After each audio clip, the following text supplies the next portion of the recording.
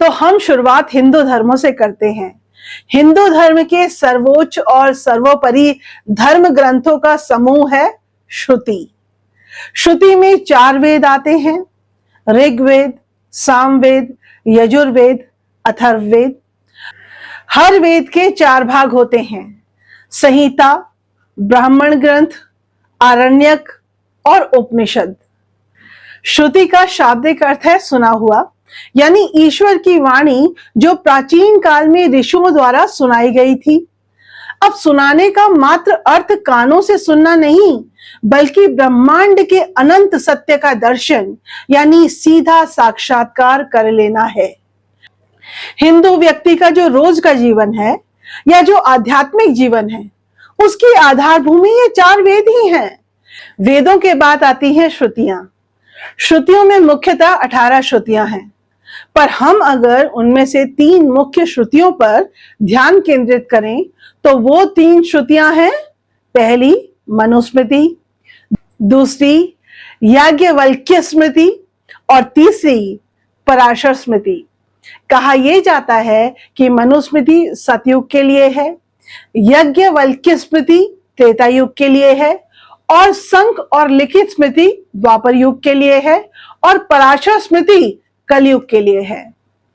इनमें जो सबसे महत्वपूर्ण स्मृति जिसका आज भी हिंदू धर्म विधि में प्रयोग होता है वो है याज्ञवल्क्य स्मृति।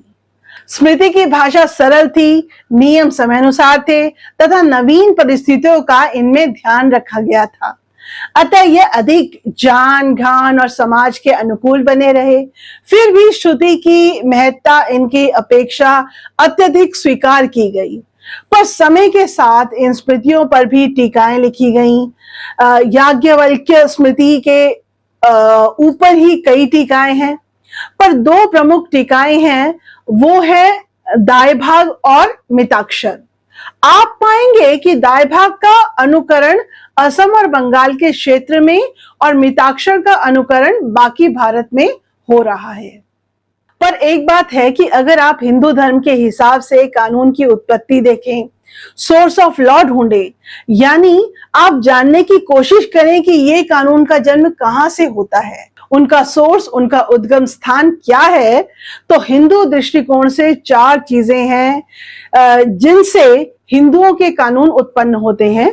इनमें पहले तो वेद हैं, दूसरे हैं उन व्यक्तियों के आचरण जो वेदों को जानते हैं, और जानने का अर्थ यह मात्र इतना नहीं है कि आपने कुछ सूक्तियां पढ़ी और आपकी समझ में आ गई।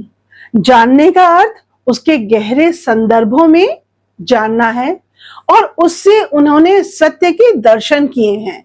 तो जो उस तरह के वेदों को जानते हैं उनका आचरण धर्म का दूसरा स्रोत है।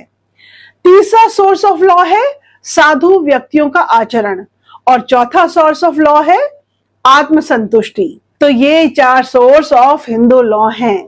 परंतु जब आप कानून की पढ़ाई कर रहे हैं तो ऐसे में जैसा मैंने कहा याज्ञवल्क्य स्मृति की 2 व्याख्या दायभाग और मिताक्षर हमारे लिए महत्वपूर्ण हो जाती है।